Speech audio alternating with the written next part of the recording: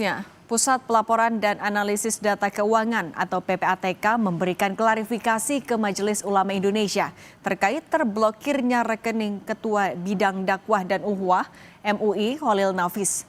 Rekening itu berisi ratusan juta rupiah uang yayasan.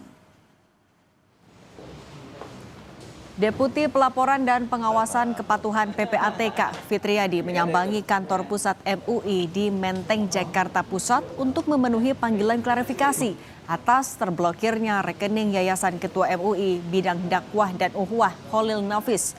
PPATK memastikan pemblokiran itu bukan dari pihaknya, melainkan dari bank yang mendeteksi rekening Khalil Nafis tidak aktif selama 6 bulan.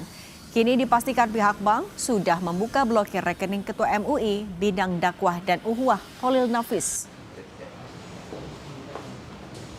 Kami sudah cek ya di basis data penghentian sementara transaksi atau blokir PPATK. Sejauh ini ya tidak ada pemblokiran atas nama Kiai Haji Khalil Nafis maupun yayasannya.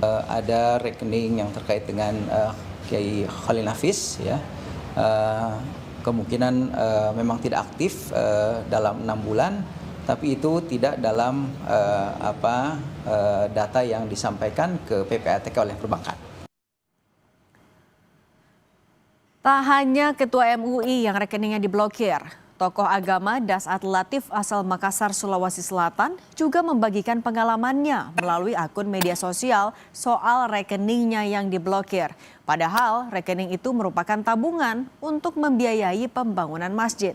Namun kini rekeningnya yang sempat terblokir itu sudah dibuka kembali. Ia pun berharap dalam membuat kebijakan, pemerintah berorientasi pada kemaslahatan dan tidak menimbulkan masalah baru.